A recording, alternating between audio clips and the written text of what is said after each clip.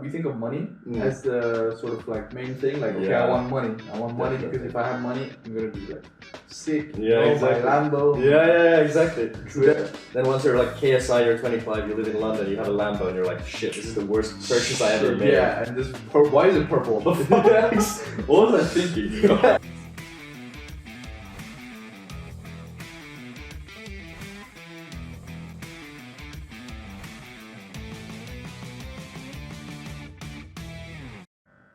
Welcome to the second episode of the season 2 of the Copilots, The Climb. Today I am joined by my best friend, Vishwa. Yo. You don't get to say your name anymore because of what happened last time. And this is obvious. Haha. Got it. You also don't get to say your name now. Damn it, I did not see that coming. Caught you off guard. You did. Or should I say on guard? Haha. Wow, you speak French as well now. Oui. Way to go. Alright, so today we're going to be talking about meaning, what we actually think constitutes a meaningful life. We're going to be talking about materialism, brands, the significance thereof, or maybe the lack of significance that brands have. And I guess on top of that, we're just going to do like a personal update. And this is probably going to be the last episode before the Christmas break because I'm traveling for quite a bit. So True. Yeah, indeed. Maybe you're all also wondering, what the hell is this? So maybe Tobias, could you tell us, what the hell is this? This is a dictionary definition of a bargain. I paid €4 for this bad boy at the flea market in Helsinki. And let's just say, this is the worst Christmas sweater I've ever seen in my entire fucking life. More like a shirt. Like, it's not even thick. Yeah. So you judge a shirt by its thickness. Yes. You're not supposed to judge a book by its cover nor a shirt by its thickness. Come on, didn't your mom teach you these things? Fair. The best part about this is Santa or whatever. Yeah, I think it's like a Santa stormtrooper type of thing. Yeah, actually, yeah, you're right. Anyway, it's like Star Wars. €4. It's the price of a nice coffee, so like it's an okay deal. Fair. Where did you get this actually? It was like a flea market, like a second-hand store somewhere in like central Helsinki. Ah, yeah, nice. A present from Finland where the Santa lives. Indeed. Nice. Check it out. That's you got this from last time you were in Finland. Yeah, which was like a month ago. I think we already talked about it. Fair. What have you been doing since then? Not a fucking clue. Yes? Yeah, no, like, it's been good. Work has been getting a little bit busier because I only have like 2-3 more weeks left before I depart for India. And recently I told the news to my boss that I'm not going to be coming back after I return from India. So like, it's meant that I have to like... Yeah. Oh, you're done? Yeah, I quit it. Like, I'm almost done, yeah. Damn. Still 2 weeks left, but I told everyone... Yeah, I told everyone, so I killed your dream, I know. Why do you think I'm smiling so hard? I don't know. But how did you do it? Yeah, tell us. Yeah, no, like, you mean the decision or telling my boss or... First the decision and then the boss. Yeah, okay, so I have quite a few ongoing commitments coming up next spring, and then I have university courses and the bachelor thesis project, so those are like obviously going to be like my top priorities. Yeah. And yeah, on top of that, I think I want to pursue some of my own interests that don't exactly like align with the job description. Yeah, exactly. Okay, fair. It was a really good experience. I really liked my time at the company, but like it is coming to an end. It is time. Feels good to come out like that. Fair enough. Yeah. And how did you reveal it to your boss? Yeah, no, so it's actually a funny story. Like, I was Googling through, like, instructions on, like, how to break the news to your boss or supervisor at work when you're quitting. Yeah. And, yeah, I found this, like, I think it was, like, a 6-step list saying, like, yeah, you should schedule a meeting. You should let them know that, like, why it is that you're quitting. Yeah. Also show, like, that you value the opportunity that they gave you. Yeah. And obviously, yeah, just make sure that you finish the projects that you've sort of allocated to yourself, not to leave the company struggling as you move on. Fair. But yeah, no, he took it very well, and now it's just like finishing up everything that I've started. So that's a lot. I'm kidding. And in 2 weeks I am no longer going to be in the Netherlands. Instead, I will be in the subcontinent of India. Damn. Exotic, huh? Crazy. Yeah, you've never been, right? Never, no. Apart from the first 10 years of my life. Yeah, exactly. Nice. So you're finally calling it a quit and... a day, but yeah. Fair. So after India, you're done basically. What's your last day then here? My last day is going to be Thursday the 14th of December, wow, and then Friday I'm leaving. It's really like 2 weeks. Less than less 2 than 2 weeks from that. Yeah, that's crazy. That's crazy. No, the autumn has gone by so fast. I don't know about you, but like it's been quick. For That's fair. That's fair. Yeah. Yeah, and what are you wishing to do after India? Because I know you have some project course to do in university, but apart from that, there's nothing else, right? Yeah, so I'm working on actually kind of two, I'd say, career but not work related, sort of jobs. Mm-hmm. Even though job obviously stands for just over broke, and these don't make me any money whatsoever. But yeah, they're like. One of them is related to space policy and what kinds of policy positions the European Space Agency should take in the coming years with their space exploration projects. Mm-hmm. And then the other one is more about Finnish international politics and military affairs, stuff like that. Yeah. Because I have very sort of versatile interests within but also outside of aerospace, and I wish to pursue them a bit more, I guess, professionally, and that's going to require more time from my side. Some time. Yeah. Fair. And also, partially, I can totally admit it at this point. I'd say the work was also a means to accumulate some money for traveling in India and Taiwan. Mm-hmm. Obviously, I'm not going to spend all of it, but also that's helped out quite a bunch. Mm-hmm. And now I'm no longer going to have such a need for as much money, so that also sort of alleviates the pressure to earn. Yeah, fair. That's valid reasons. Nice. But yeah, on top of that, I've been good, been actively seeing my friends now that I still can. And yeah, I've just been getting more and more depressed over the lack of sunlight every day. 2.5 more weeks and then we are past winter solstice. Yeah. We'll make fruit. That's true. And how have you been in the last 2-3 weeks since the last episode? Yeah, since the last episode I've been good. Quite busy at times, but good. I actually had my birthday. Happy birthday. Thank you. 21. So I'm 21, finally in my late 20s. Exactly. So yeah, it was a decent birthday, and then afterwards I went to Brussels for European Hydrogen Week. There was a sort of not a conference, just an exhibition held by the European Union as well. And I was just there talking to some companies and some people, and then also later on in Aerodelft we had a team meeting, which I had to organize and then present, and then it was all the team, 40 people there, and then we have to give a presentation and get everyone to just get talking and stuff like that, and keep the team together, because essentially it was the start of Q2, end of Q1, and it was a good moment to recap what have we done so far and where are we going next. And since also you have Christmas now, you want to keep the team as close as possible, because otherwise, after Christmas it's really 2-3 weeks later, and exams and a lot of part-timers and people.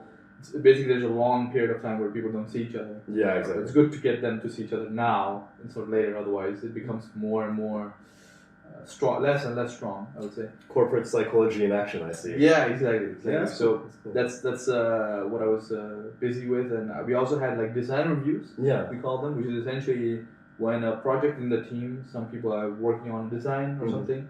Once they have it to a good amount of level, we hold a design review where we invite professors, experts, and also old team members. And it's just an evening of 2 to 3 hours where we just look at the design and we see, okay, there's maybe something wrong in the design process, or the design itself is flawed, or missing something. And that enables us to get a good conversation going and to perfect the design. Obviously, because the first design isn't perfect, you make these modifications and then you have a finished. And how long does the iteration procedure take, roughly? Are we talking weeks, months, or? Yeah, so usually this design review is a good sort of way to get people actively wanting to finish a design. So let's say we're working on a design of this pillow, for example, right? Sure. And then we say, okay, let's hold the design review in 2 weeks, right? So up until then, we're working towards the design review. Because there we have to present our design. And we have to convince others that we have thought about this properly and that it's a good design. But then that gets us, working on a good design, and then when we present it, people criticize it, and then essentially you're supposed to give it a week or two for implementing feedback. Okay. That's the usual idea. Yeah. But it could be that some things, hey, you forgot the covers completely. We have nothing inside the pillow. Oh no. What an idiotic pillow. Yeah, for somehow we just completely missed that, right? Yeah. It can happen, and then we need to spend more time on it. Yeah. But that's not ideal, so we try to keep it to 1 or 2 weeks and try to keep within our timeline. I feel like a pillow without covers would be bullied by other pillows quite a lot, and they'd be going like, haha, I got you covered, bro. Nice, thank you. It was your best performance yet, like. Appreciate it. I mean, the bar is fucking Alright, but going back to you turning 21, so what are your retirement plans like? Have like a pension scheme? What are we thinking? 401k, IRA? Yeah. That's a good question to that because since I'm near the end of my career, exactly. Yeah, it's been tough walking these days and getting out of bed. It's hard to find purpose nowadays in life. Yeah. So Fish had a knockout fight with a zebra, and let's just say it didn't go exactly according to plan. Whereas me and my ostrich, like, man, I was just on that thing for like days on end. Yeah, so we had a spar that saved the zebra, and I'm soon gonna get more and more better, and then we'll have a proper fight. How many rounds were we talking the first spars? Like 6 rounds. 6 rounds. 6 rounds. No gloves. Yeah. No gloves. No headgear. No headgear. 10-ounce gloves. That's what. But yeah. All right. Let's cut the waffle. Yeah. Get to the point of this episode. Topias. What is the point? Exactly. Yeah. Interesting question regarding the episode. What do you think constitutes a meaningful life? That's a deep question. And before you ask me, I want to get deep. Deep. Fair. Okay. What constitutes a meaningful life? Yeah. So, I think this is a question that humans wonder about more than other animals, I would say. Definitely. And that's because we think too much sometimes. Yeah. And we want to know. We're quite curious, which makes us quite good, but also a bit better. Better, yeah. But also maybe a bit too good for our own good. Yeah. So like, I think that the easiest answer to this is you make your own meaning. Yeah. Right. Yeah. You make your own path and you give your life purpose and something worth living for. Mm-hmm. I think that's the most normal or sort of generally perceived answer. Yeah. Right. And I think I can agree with that. That you have to make your own meaning. Yeah. And I think you're as a life you need to experience all the different kinds of the process of life. And I mean that differs in which part of the world you live on as a human, because it can vary quite a lot. Yeah, exactly. And also differs based on how your upbringing is and where you were born. Yeah. If you're born very rich, you can have a completely different life than someone who's born very poor. Exactly. Right? The opportunities you get are just so different from. Exactly. Exactly, and then I guess if you're average or then not so rich, not so poor, then you have that life you have to bring meaning by essentially working or studying and then getting a certain degree or qualification and then getting hired in a job and finally earning money, which can help you sustain yourself and grow a family. Yeah, I fully agree with the framework, but how about like if we dive deep into say the job or a career or a family, what exactly is it that might provide one with a sense of meaning? I think generally, like when we're young, I think we think of money as the sort of like main thing. Like, okay, I want money. I want money because if I have money, I'm gonna be like sick. Exactly. My Lambo. Yeah, exactly. Then once you're like KSI, you're 25, you live in London, you have a Lambo, and you're like, shit, this is the worst purchase I ever made. Yeah, and why is it purple? The fuck? What was I thinking? It's not even what it says in the song. It's Lamborghini, but for a while I thought it was black Lamborghini. No, it was just purple. It's weird. Yeah. But I think like eventually you get to a point where I think having your own family is something that gives you meaning. Yeah. And I think that's a general. Well, yeah, that is sort of your thing to get your get enough resources. To continue your legacy and start your own family. Yeah. And then you have meaning, essentially. Yeah. No, exactly. But to do that in our society, you need money. Yeah. And that's the main thing. But it really is all about resources. It's moolah. Yeah. Yeah. But we want to dive deeper into the materialism part, but maybe I'll give my 2 cents on this as well. Yeah. What do you think? I fully agree with the framework that Fish sort of provided. So like meaningful study, education, career with actually some like contents to it. So hopefully you're maybe solving a bigger pressing global issue or investigating something that in the field of science or engineering that you're deeply passionate about. And in the long run, I definitely have to agree that I feel like having a family and like a legacy of your own via that family is very, I guess, fulfilling and satisfying. And like that's not to shame childless people. I know plenty of like very fulfilling people that feel fulfilled in their lives that are childless by choice. Yeah. But I feel like in my own case, and I guess a majority of cases, having your own children and just a family to take care of will provide you with that sense of meaning. Yeah. And like sort of motivation to strive for more. Yeah. True. But then, do you think when you're young, you're chasing something else, and once you get there, you start looking at the bigger picture more so, and then start chasing you realize the main thing is actually something else. Absolutely. Why do you think that is?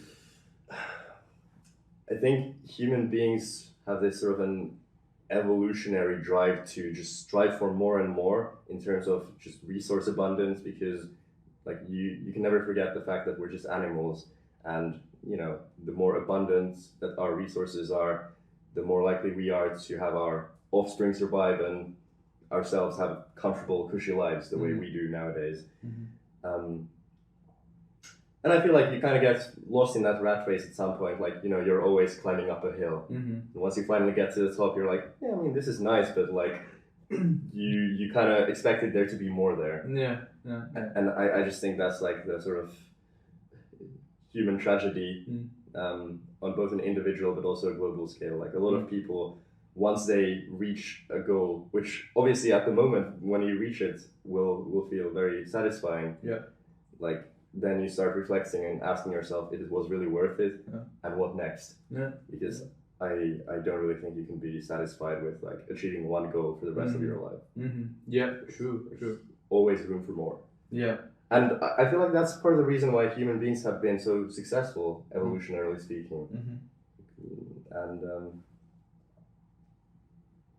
yeah, like on an individual psychological level, I feel like it can be sort of disappointing if you get somewhere, but as a social whole, I feel like it's definitely a benefit that humanity has, that strive for more and just insatiable, not needs but wants. Yeah, essentially. Yeah, fair. I think it's also a bit societal in a way, or more so. I would even want to say tribal. Yeah, because it's more like when you're young, you're almost kind of not reckless, but more like you don't care about family as much. Yeah, exactly. So in the sense that you want to achieve something. Yeah. Just because you want to prove a point. I don't know to who. Exactly. To someone. Yeah. Right. Maybe yourself. Yourself. To the system, to society that look, I'm sick, or like exactly. Often when you're young, also regardless of the consequences, yourself and for the society as a whole. Yeah, and then that could be, you know, like you being a really good physicist or doctor or lawyer or whatever. Yeah. And then once you like, that's your drive to be sort of someone. Yeah. Right. Yeah. And you want to be that someone. Yeah. First, and then once you start getting closer, once you kind of become it. You start to realize, okay, then there's more to this. Exactly. There's that. But I think that's a very common thing you see literally every human ever. Yeah, exactly. Right? And there's always that opportunity cost, like, what else could I have done with the time that I spent pursuing path A instead of path B or C? But at the same time, I agree that I think that's what makes us grow. So I think that realization at some point, well, actually, I want that. It's not a bad thing. Yeah, no. Because it allowed them to get to a certain point in the first place to sort of ease down. Exactly. You know? They're sort of essentially, you know, when you want to have a family, it almost feels like more like let's calm down. It doesn't feel like, you want to increase your work rate. Yeah, you're kind of you're putting down, lowering your speed. Full on. Right? So it's more that you need to get to the high speeds first before you can step down. Otherwise, you will always be racing towards something, and then you're not really well experienced person. Yeah. So I don't know. It's interesting, but and I feel like you have to be like sort of going somewhere in order to grow, and in order to like sort of realize the other things that you could be doing, and actually like either consciously devote your time towards goal X instead of Y and Z and all the other goals that you could be doing. Because if you're not sort of pursuing at least something, then I don't really think you can grow sustainably in the long term. Yeah, that's true. Yeah. I'd like to talk about materialism for a little bit. Yeah. What do you think about people that spend, I don't know, 500 euros on a shirt? Clearly not me, because it was less than 1% of that. Well, it's like 500 rupees. Exactly. Yeah, roughly. Yeah, it's because of a brand or a hype around something. I don't blame them. What do you think is like the driving force behind that urge? Yeah, well, I think one is definitely to showcase a bit, to show that you are of high quality, that you have resources. It's indirect way of flaunting. Exactly. Right? Like it's the same as it's more subtle, but it's the same as flaunting that you have an expensive car. Yeah. But it's subtle, right? So it's like, I'm just wearing my Gucci. You're not saying like, I'm so rich. Yeah. It's just like, I'm rich. It's a which is, in a way, more impactful sometimes. You make it casual. Yeah, exactly. It's not as if you're trying to prove a point, even though like at least on a subconscious level you definitely are. Yeah, exactly. But like with these expensive brands that people want to wear, some people say that it's just because they like it and it's comfortable, right? Fair enough. Yeah. Can be quality clothing as well. It can be quality clothing, but it's more that I'm talking about now just like clothing that's like supreme, right? Where it's like it's a basic ass T-shirt with a Supreme logo, and now it's worth long more. Where the quality is not so. Like we can talk about clothes that are the same sort of quality, but then one has a brand and it's way more expensive. So that clearly shows that they care about their appearance. I would say. Which is not a bad thing. It just says something about a person, right? And sort of that wanting to show off, and it's also a bit about if you have friends who are wearing that, you want to blend in. Or if you are around rich people, you also want to blend in. So it's also a bit of societal thing. Pressure. Exactly. That if everyone's wearing this brand, I need to also get it, right? And that's what you see with Hypebeast and stuff like this. Exactly. Which is basically the same effect as it's a common thing. But like I like it actually in a way, because I think it gives the brands life, because like those companies wouldn't exist if humans weren't so attached to appearance and perception and these sort of things. Exactly. Those brands a brand wouldn't even exist. To be honest, it would just be stuff. Do you know the story of the Supreme brick? Well, I don't know the story, but I know what is the story. Okay, so the Supreme brick, it's essentially just a regular red brick, but it has the Supreme logo printed on it. I believe like 3D printed or something like that. But I think it costs like several $1,000s, whereas a regular brick is like, I don't know, 20 cents, give or take. I think someone built a house with this. Somebody did. I bet it was in LA. I don't know that for a fact, but I bet it was in LA or Dubai. One of the two. Could be. One of the two. But what do you think about this sort of brands? No, I totally agree with your analysis. I actually find it really good, like genuinely. Something I maybe would like to add would be the fact that I've heard this theory saying that we sort of have this part of our brain that sort of tries to assess our relative status in the hierarchy where we're placed in, and it's like constantly in motion. And I feel like one way that people try to sort of trick that mechanism within yourself is by, say, buying expensive clothes and flaunting your money in maybe not so obvious ways. Yeah. And maybe that's like an artificial way to sort of boost up your ego and your perceived status relative to your peers. Yeah.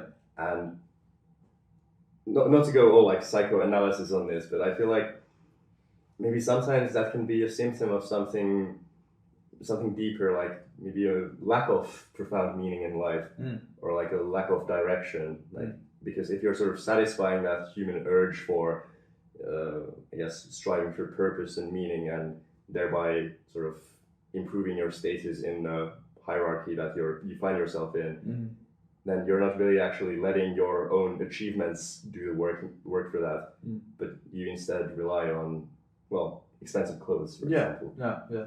But it could also be that sometimes, you know, you achieve something, but it's not really public, or you cannot really, it's not, no one really knows. You can't really brag about it. Yeah, you can't really brag about it, but this is a way to sort of make yourself feel like you achieved something, and also let others know around you. Exactly. Because, hey, he's suddenly wearing Gucci. Yeah, exactly. Something happened to him, right? Like, you win an Oscar, what happened? Yeah, what happened? Exactly. By the way, the Copilots are honored to be a part of the Oscars in 2024, so thank you for your votes. Thank you for your nomination. Keep voting. Namaste. Keep nominating. But yeah, all right. I wanna talk and get back to the monetary, or the money essentially. Yeah. Because it's a very interesting concept in a way. Because you know, we were talking about like before the purpose and like, you know, what the meaning of our life is, and then we were talking about family, and for that you need resources. For yourself, you also need resources. Of course. So it's really about you know, what you need in life is these resources. Yeah. And to equip these resources, you need power. Yeah. So if we were in the wild, you could just get food by hunting. Yeah. Okay, like sure. I mean, you can still do that in some areas. Yeah. But okay, that's a very, you know, how you get resources, right? Yeah. No one's really stopping you apart from the person you're trying to hunt, or the person. Depends on your preference, I guess. Hey, if you're a cannibal, maybe. But essentially, that's your like cannibal approach. ways, huh? Yeah, but then slowly as we have a society, Yeah. you want to make it more centralized. You have a fisherman who does all the fishing. You have a hunter who does all the hunting. Exactly. You have the cabbage man who does all the cabbage man growing, Exactly. right? And they show up in Avatar. Yeah. But then these people, and then to equip stuff from them, you need to give them something. Yeah. What that means essentially, you need to have some sort of power, Mm. and we have equalized power to money. Yeah, exactly. Right. I guess money is sort of a proxy for power in modern society. Exactly. At least So in it's a modern perfect consumerist society. Exactly, it's a perfect way to symbolize what money really means. Yeah. Is how much power you have. Yeah, definitely. And it's the reason it's called purchasing power, right? Yeah. And then that's why when you have this money, it's a way for you to get these resources. Yeah. But it's sort of, I always find it when I start thinking about it more, that how funny it would seem to aliens or something. Yeah. Because it's such a weird concept, and they'd be like, wait, you would need to get paper to get food. Yeah. Why don't you just get food, right? Exactly. It's a very weird concept, and I always think about what aliens would think of our system. Yeah, no, that's really because it's a very that's because I want to look at our system from a third party. Yeah. And kind of see, okay, like why are we doing it this way? Yeah. Does it make sense? And do you think that? Do you think? How do you see this? Yeah. Okay. So like the economist in me wants to say that money is nothing more than a means of exchange, and at least in modern societies where we have like relatively stable value for money that all the market participants sort of agree on. Yeah. I think it does a very, I'd even say a phenomenal job at like sort of delivering efficient market outcomes. But yeah, I totally concur with your analysis. However, it's not exactly a disagreement, but like I'm just thinking like if I can poke holes into your arguments, or, of like, course, come up with counterexamples. So we definitely both agree on like money being sort of a proxy for power, sort of a very linear proxy. Like sure. But what if you have, say, I don't know, a kid that's 3 years old and he's inheriting a shit ton of money, say $10 million from his dad? Would you say that that kid has more power than say a middle class grown up? And then to elaborate on that, how about if the kid is deaf, blind, or for some reason can't speak or can't be seen? Okay. Yeah. So does that person sort of need an entity to convey that power for which the money is the proxy. So the kid with a lot of money has all those.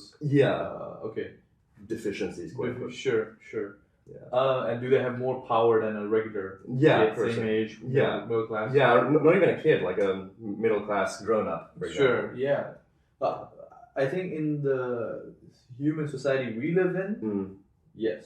Okay. He still would have more power. Maybe some of it can cure some of his deficiencies that someone who doesn't have money can't even think about. Yeah.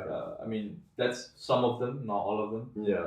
But at least he has that power. Yeah. And with the money, he can afford to do a lot of things, buy a lot of things, and equip a lot of those resources that the person without the money has to work for, right? Yeah. So it's almost a bit of like, and the person who doesn't have those things, that he can work for them and get money, right? Yeah. But in the same time, this guy can also work and keep earning money, or he's already there. Yeah, exactly. So there's passive income more easily as well. Yeah, and that time he has more time to just relax and do other things, which is essentially what the middle-aged guy wants to do in the long run. Yeah. Right? Is that the most fun life, to have everything? But probably not. Probably not the most fun life. Probably not a good way of seeing the world if you have everything from the beginning. Yeah, it's exactly. not much fun there. Yeah, exactly. It's definitely not lose fun. the meaning as well. Yeah, then you lose your meaning, and then it's hard to make your meaning. Yeah. And I think the only meaning you can make is to do something noble or something, or like to see, because people, the most easy thing is like if you see a person who had a really rough upbringing, and then they excel, it's easy to know that story. Yeah, exactly. Agree with, that's a good story. Yeah, rags to riches. Yeah, people will respect that story. Exactly. Right? But if you're already rich, you need to do something really grand, different than earning more money. Because then you're just gonna be like, oh, a rich kid earned more money. Wow, what a story. Let's go back to the rich kid analogy. Yeah. What if for some reason he was invisible and that couldn't be cured? If he was invisible. Yeah. Say so he had see them. Yeah, he had $100 billion. He was like almost the richest man or the richest kid in the world. Okay. But he was invisible. Invisible. And you also couldn't hear him. Okay, so he just exists in another realm, like another sure, dimension. But he's still a human. Okay. But like he lacks the physical dimension. Then I don't think that has much power. Okay. Because then you can't be seen. Yeah. You can't be heard. You can't. A lot of your senses are just not gonna ever be activated, I guess. But how about then, not from the invisible and unhearable kid's perspective, but how about from the outside society's perspective? How do you think the society would perceive the kid? The kid who's invisible. And, well, how would they perceive the kid? They can't see him. Exactly. Yeah. No, I'm going somewhere with this. All right. I'm just saying, like, maybe the kid could then be like sort of a metaphor for an institution. Okay. Yeah. So sort of you have something that's non-physical, non-tangible. Mm-hmm. An institution certainly can't speak for itself. I mean, you might have people that are hired to speak for the institution. But, But I'm just thinking, like, maybe money also upholds like the power structures in the society that we have on an institutional, not just an individual level. Yeah. Interesting. Yeah, no. Like, I just wanted to go like step by step, removing the human entity into a institution. Yeah. Okay. Interesting. Yeah. Like, it's a bit of a Marxist critique. I'm not a Marxist myself, but I think it's like it's an interesting point, and it doesn't even necessarily have to be like coming from a Marxist point of view. Like, I can kind of see that happening as well. Yeah, and then how do you think? Same question to you. Yeah. How do you think the people would see the institution? Yeah, exactly. I'm really happy that you call it an institution and not a kid anymore.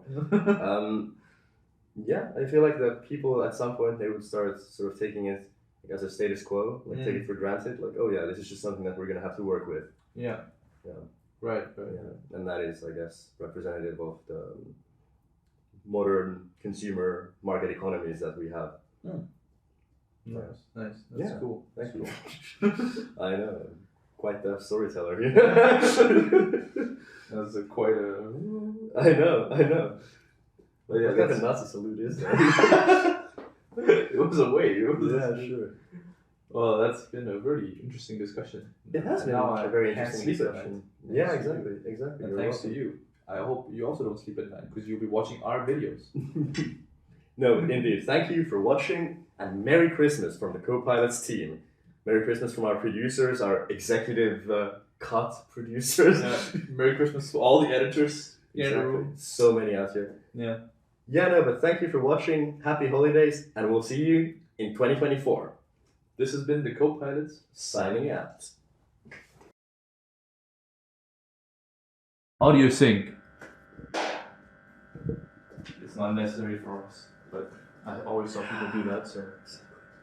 Exactly. It makes it seem like we're professionals and know what the fuck we're doing. Was there enough? Is it episode 2 or 3 of that second season, actually? This is episode 2. Are you sure? I am very sure. Yeah. Yes. I'm just testing it, you see. It's your intro. The more nervous I get, the more Scottish my accent gets. Mm. And I feel totally fine, my friend.